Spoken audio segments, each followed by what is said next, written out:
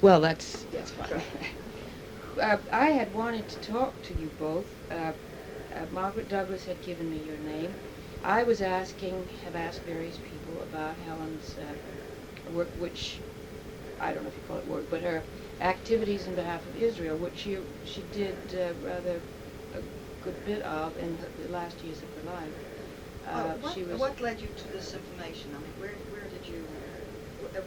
did you first find out that Helen had? Was it Well, family? as I told you, I continued in close touch with her the rest of her life after she was out of Congress. I see. And we came down to visit her.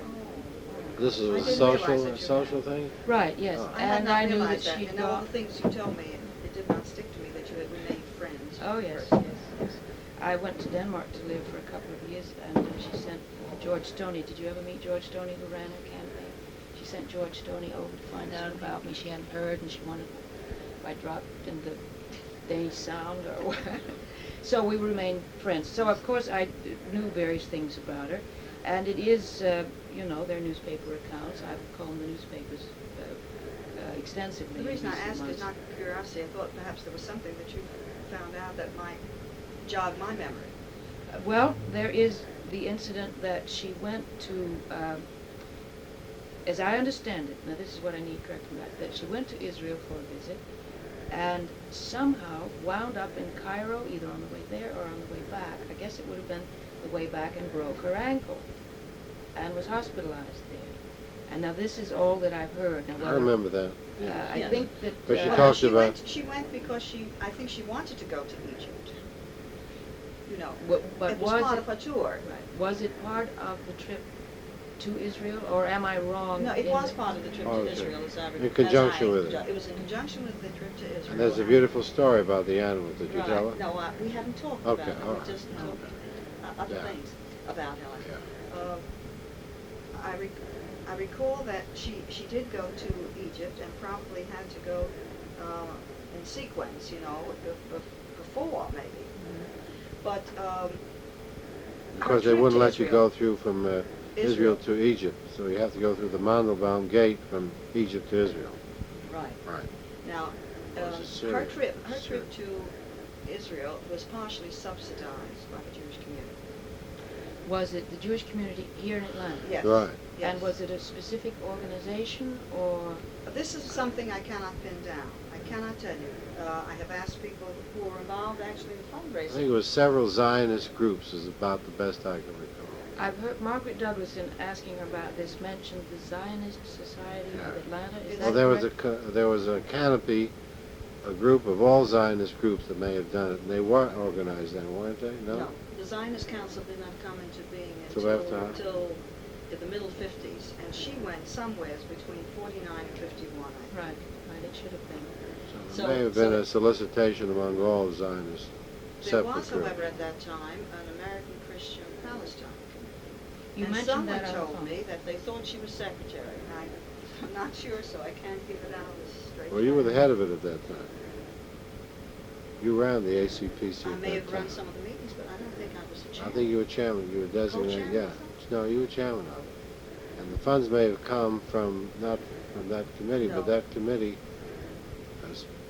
No, that committee didn't raise the money. The money was raised by the Zionist. Zionist memberships. Yeah. Hadassah, Zionist. ZOA, Yeah. and that's about it. And other people Yeah. who were interested in encouraging Helen to go, because the feeling was that if Helen went and she saw, that she would come back and do, Which because she Helen did. was a doer, Which and she that's what did. she did. She came back and lectured. Yes. She lectured That's what extensively. I'd like to ask. She lectured extensively to non-Jewish groups primarily, although the Jewish groups were very interested in hearing her. But she lectured to non-Jewish groups and did a beautiful job of presenting Israel's position to Christian audiences. And she had a very interesting technique. I think I helped her make it, or I made it with her, or got it made for her, a map in which she pictured Israel and the Arab countries in opposing colors, black and white, and I can't tell you at this point which was black, which was white. But she referred to the huge Arab territories as the tiger standing wait to jump on the lamb, I suppose, or whatever meat animal one would refer to. And this had a terrific impact amongst the non-Jewish groups and the Jewish people that went to Yale. Did she lecture primarily in Atlanta, or did she go outside? I think she lectured primarily in Atlanta, but it is possible that she might have gone to some other cities in Georgia. It's Right. possible that she might have, but I know of her lectures here. Did her district go outside of Atlanta? Well, She was The a fifth- congresswoman the fifth then, district. right? She wouldn't have been in No. 19. Fifth district no, she with wasn't. No, she wasn't. You mentioned That came before. Before. Her association with Israel and the Zionist movement was after she had run yes, for Congress. it was Following. Yeah. right. You don't know the year exactly that she made. She only made one trip, so far as you know. Yes. You don't know the year exactly. Early 50s, I would guess. As I said, it was like 49, 50, or 51. It was shortly after the establishment of the State of Israel, which was 48. That's the Right. starting point. So it was 49. Did you say that she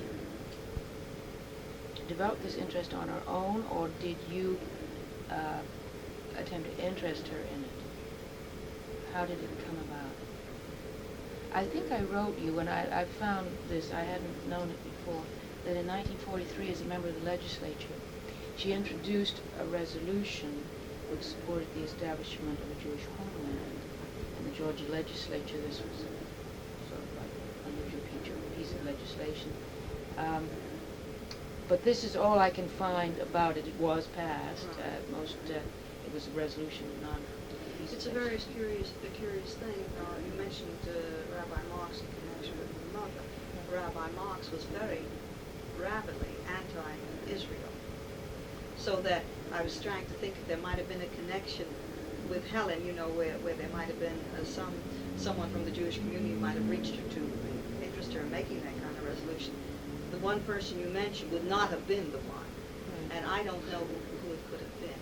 Now, if she was secretary of the American Christian Palestine Committee, it may have been that she knew Philip Weltner and the other prominent non-Jew Christians who were interested in the movement, and Right. that may have risen out of that. Right. Of course, At that time, it was McGill still had, Palestine, you see. McGill had been actively interested in the Palestine cause, the Jewish cause. It may have just happened. I don't know, but No, I think Friendly she with probably... McGill? Well, rather- she was, McGill never supported her, and I think that she held it against him, but this wouldn't have kept her from being friends. Right. I think it was a spontaneous interest on her own part. I She think might have joined. been, she was attracted to causes of the underdog, Right, she certainly wanted her. wasn't she? And this might have fallen into that category to some degree. And I should imagine that when she was running for office, she probably was looking for funds, and there might have been many Jewish people who supported her financially. It's hard to reconstruct it, but it's possible to see how. Incidentally, you don't, you say that there might have been, you don't, she always said that she financed her campaign 4/5 of 3 races in 46, that she financed 4/5 of her campaign out of her own personal savings accounts, and her son says that she spent money that the family, belonged to the family, she shouldn't have spent. So I'm pretty sure that she was not exaggerating. But do you know of anyone in the Jewish community who But did? Morris Abram, who knew her on the political level, would be someone who maybe could Right. give you a clue to that. I'll ask him. Yeah, that would be the sort of question he would be more apt to know. Right. And the Davis might have an opinion, which might not be a very accurate one, but he might have an opinion. James Davis, you remember? James C. Davis. Yeah, right. He's old. She defeated Defeated. him.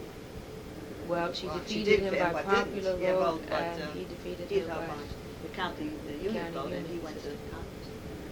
You had just arrived, you tell me, in Atlanta about the time she ran for Congress in 46? We had been here just a few years before, but had babies. I had no knowledge of her, and I don't think we had become actively involved.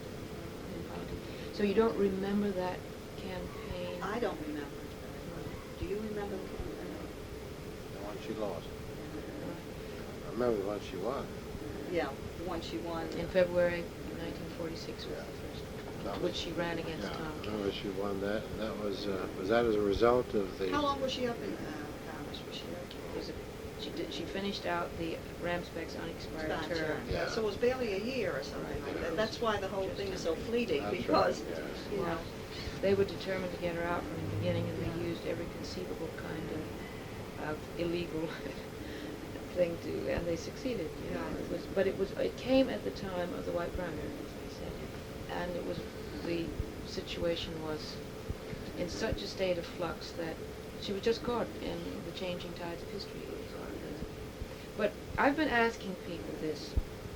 I suppose that we've covered the story of her involvement with the Israeli cause, unless you have well, anything I, more. I, Yeah, I there's a would beautiful like to story. say, I have one or two comments to make. Please, One please. is that in her position when she made these talks, she clearly indicated that she felt that Israel had a right to be historically and legally, which was an important statement to make, and one which, of course, Way ahead of its time. ahead of its time, because in the early years there was some question of, well, historically people said perhaps, but then there were always reasons why the Arabs maybe had it historically too. So when she combined both the historical right with the legal right, she really was very forthcoming on it. Did you feel that she, well, what's the word, that she convinced people that Yes. the Israeli cause was served well Yes, by? oh, extremely well. Yes. We considered her a great friend. Yeah, she sure is. Hold on just a minute. She wants to talk about You were about to make some very welcome remarks. Well, I was simply saying that we considered her give me the right word, a great advocate for the Israeli cause. That she did a great deal of good in the Jewish community, and she was highly respected. Did you ever consider... There were some differences. That's what I was going to say. Right, fine. There were some differences. Unfortunately, I can't tell you what they are. See, I did track down some folks with whom we had various conversations, and one in particular who said that the general stand was definitely in line with those things that I've told you, but there were some differences, and they could have been on the Arab cause. I count the Arab position, or the refugees possibly at that time, which was a big thing. But she did not let that interfere with her general position. In other words, what you're saying is pretty much in line with the character of Helen as it is developing, and what I found is that she had her own mind, and there was no Oh, definitely. who Yeah, would, right. You couldn't change it, and I think that's one of the things we recognize Independent with each other. thinker. Very independent. very unshakable about honest convictions, but she was reasonable.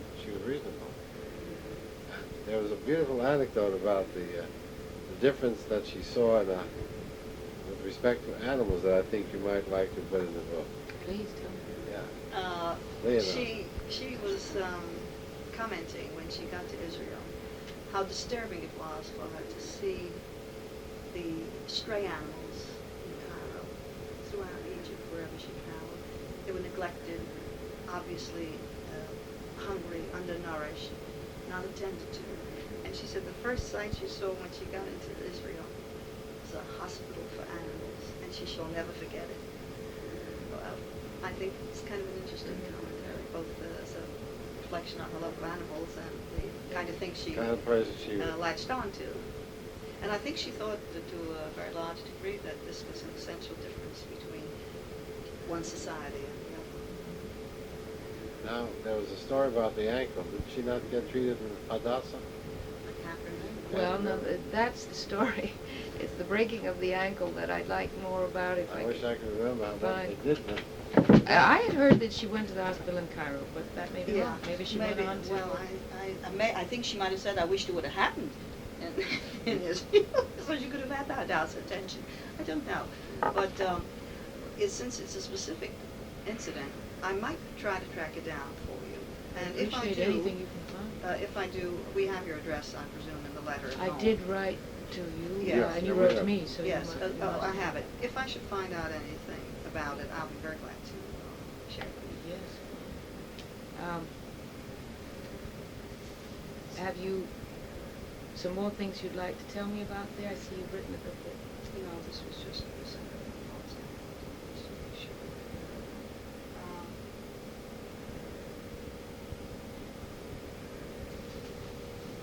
just in summary, she was very effective in her efforts to cement Israel-American relations. I remember this is something that she spoke out.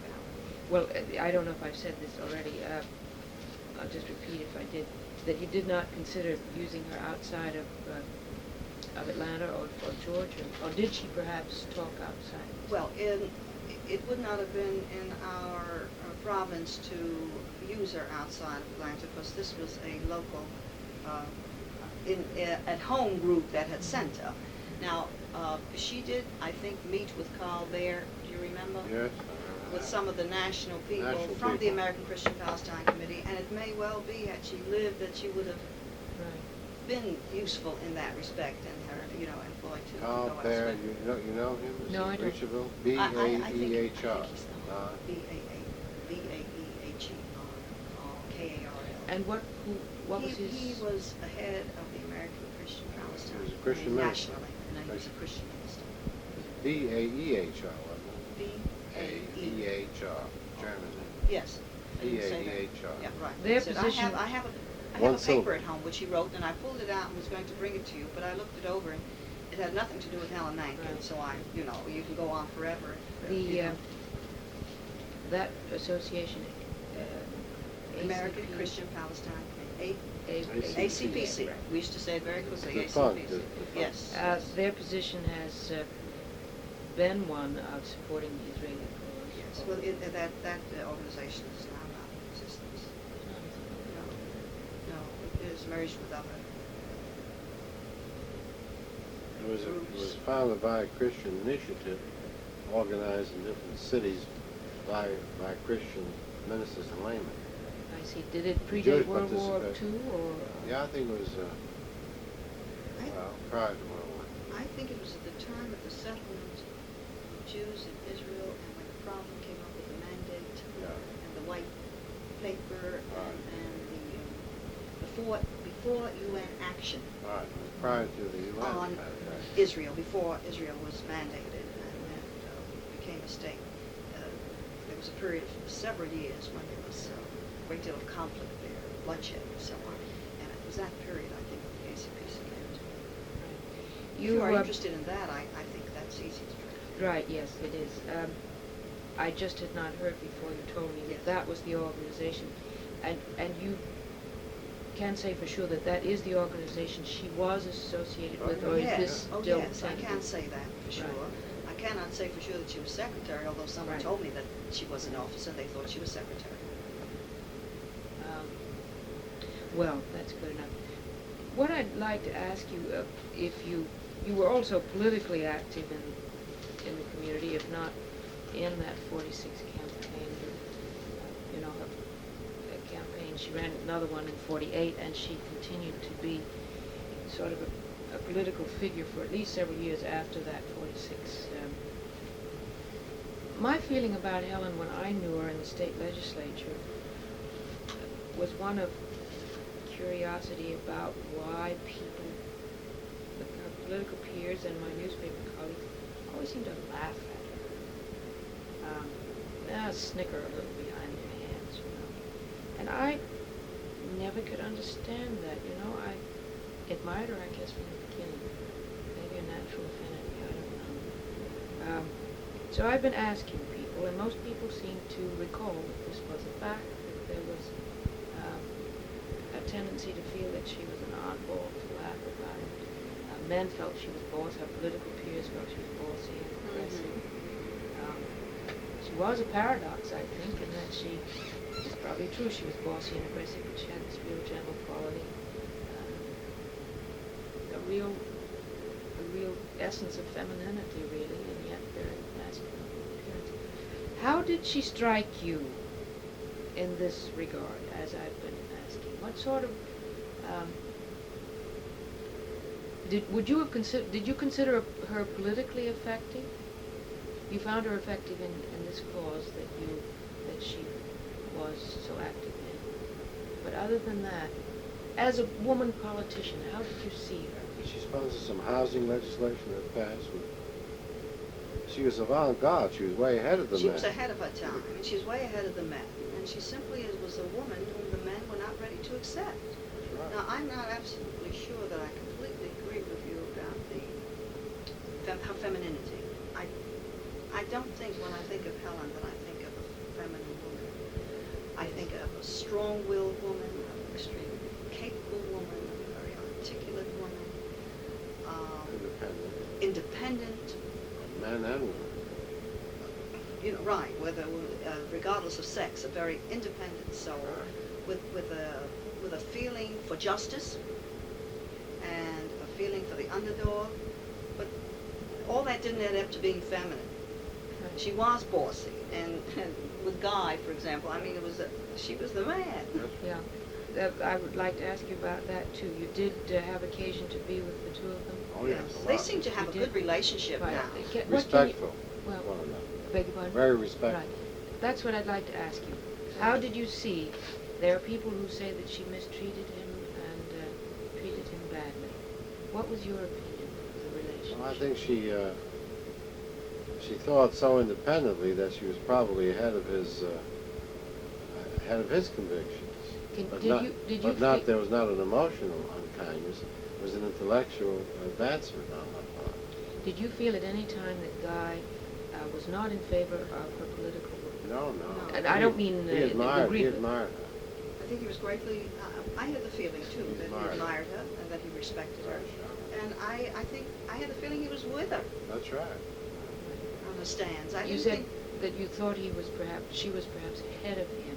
Well, she thought in terms more global, more national, less parochial. less parochial. But he had some very fine values and convictions himself. And He was Tom- socially oriented. Yeah, didn't he? I said, yes, very much so, but at this point, it would be hard to say whether he got that way because he was married to her, whether he was that way himself. I mean, I wouldn't, if I had to guess, I wouldn't know, because I didn't know Guy quite as well. And if you live with a woman for many years, as he did with her, it's very possible, if you love her, to start taking on some of those I remember points very of view. frequently he would say, "I see what you're saying, Helen, but." So he was But he pretty. saw it after she said it. He was pretty strong-minded himself. was Yes.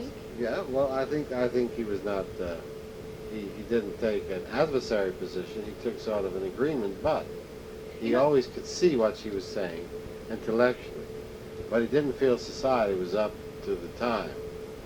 Well, And I- he Yeah, don't you probably said that. He Don't probably you said think, too, that she looked to him for his approval? Yes. That is to say, she took him into conversation, Oh, yeah. and she liked to have you feel that he agreed. Did you observe this? Yes, yeah. yes. I mean, They were she- jovial. We had a lot nice of relationship. very comrade, very mutually respectful. They And she was also- more articulate. He had some speech impediment, which did slow him up. I remember that Yeah. very distinctly. But she was very respectful, and she never interrupted.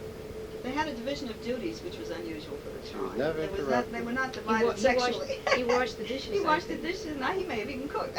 She never interrupted. She was never disrespectful or discourteous. Her manner was patient and understanding. But her thought was so independent and so avant-garde that many men found her way ahead of them. And that's probably why they stick it, because she made them feel insecure. She was ahead of men, so obviously they don't like to be outdistanced by a girl. And The, the women, too, probably thought, well, Yeah. she's an oddball. You know, look how the men look at her. Look at the scene she's making, you know, that sort of thing. I think it's been said something like she talked like a man, sometimes walked like a man, she cussed like a man, and she thought like a man. Do you think that she... there are many people who thought that she was homosexual. I don't know. This is irrelevant, Are they of saying, course, are they but, talking about it because it's today? Today Right, that we in see those- everyone in those terms? In those days, they didn't say it except behind their hands. In fact, in the There's something- conversations that I've had, there are people who have said this to me without my even prompting them. So it's something that people did think, but in those days, this is, I suppose, why there was snickering often, rather than coming out with it. I mean, she some was people different. knew, some people suspected it. Is that what you're saying? I think it's that people wondered. And What gave them reason to wonder? I mean, she had all Because the she outside had these- accoutrement. I mean, you know, she had a husband, she had a child. is that You know, in those days, that one didn't peer beyond that. Today, one but does. she had without all of knowing. these masculine traits. Uh-huh. But I think, and I want to ask your opinion, that she never gave a hoot what people thought. That's exactly. And she was herself. She would no more have. I've wondered though, this business. I mean, I keep hearing this remarked by people, especially her political people, that she cussed so. Now, I myself never heard her cuss. No, I never did. She was vehement, Right. and she might have said damn and banged the desk. I don't give a damn what they say, something like that. I expect I heard her say that, That's but right. But she never used any right. vulgar language or four-letter words or anything that you'd have to delete, expletive deleted. No, I never heard her say anything off color. Vehement, yes. Aggressive, yes. Forward in her speech. She didn't take a back seat to anybody. Yeah, she talked. She talked up. What do you think, given the women's advance and the fact that, women's liberation, what do you think that how would she have fit into it? Would she have, I had a letter from a friend of hers, Amber Anderson, who was her partner, and Amber didn't know whether to call me Miss or Mrs., so she said Miss. Miss. And then she started her letter, MS, period. How Helen Mankin would have cussed that word right out of her vocabulary.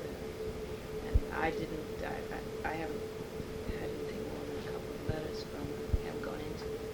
But I think she must mean that Helen would have felt that the women's liberation is irrelevant, and that all of these new things were unnecessary. Maybe I'm not putting the question exactly right, but she did speak at times about women should, women should be respected for themselves, but she often went out of her way to, in the newspaper stories and in interviews, to tell them what a good cook she was.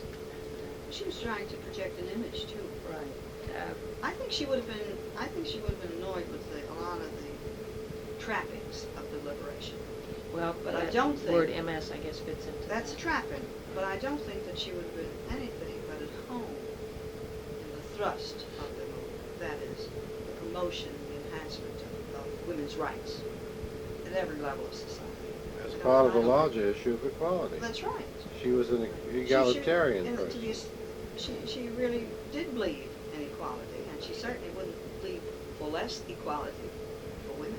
I think she would have promoted it, but I think there are a lot of things about the movement she might have found unpleasant, as many of us do, including Ms. Strong. And she was not what you would call a Southern wife to Guy. She was an equal partner.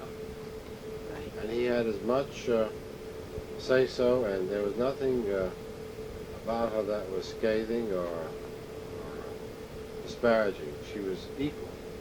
That's what you have to say. Nothing about her that was scathing or disparaging. Scathing or disparaging. About Toward or him, anybody. you mean, Yeah, or that's right. right. Yeah. I remember that stuck out in my mind, that she would always listen very patiently until he got his expressions out, because he had that intelligence. You had She was not at all. you had not many impatient. social encounters with Yes, her? Yeah. yes, we met at socially several. She respected his many times. point of view. Um, And he could be pretty vehement himself. right. I've had the expression of opinion. Did you know Houston White, who was a lawyer? Houston, brilliant with me. He said she married the wrong man. He was not. He didn't agree with her being in politics.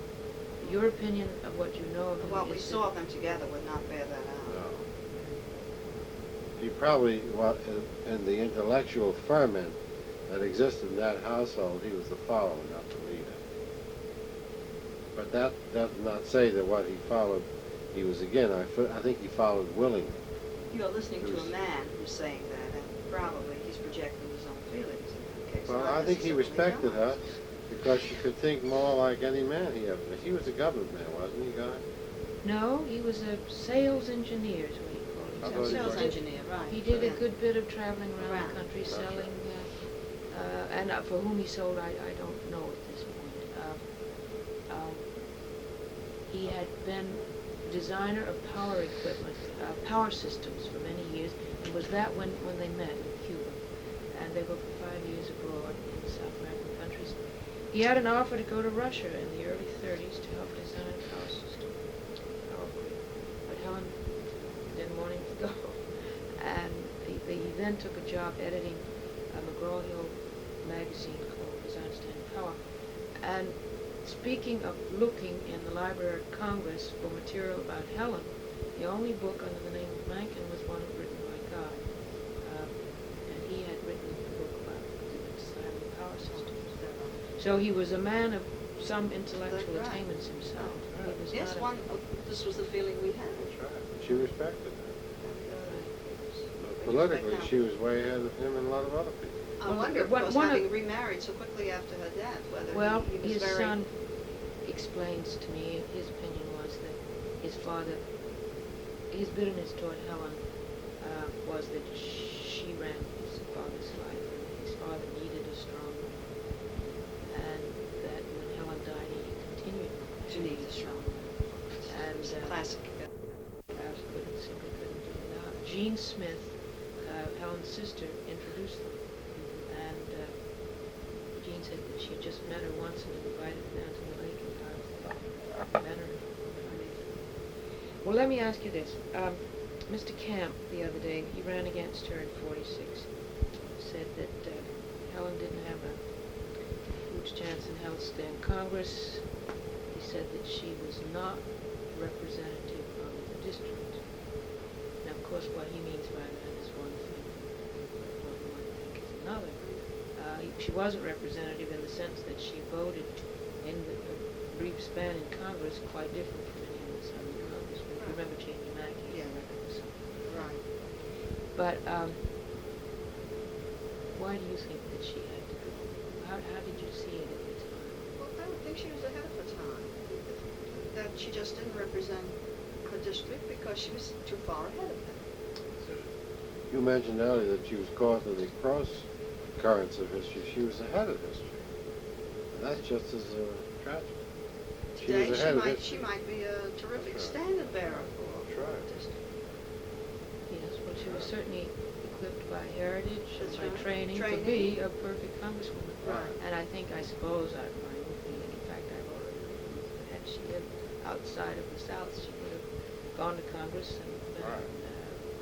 She would have nationally been like famous. Helen Gay Douglas She was in Congress, you know. at with the Helen same time. Douglas and with Claire Any Hughes. relationship? No, Was she a none Helen whatsoever. Douglas Mencken?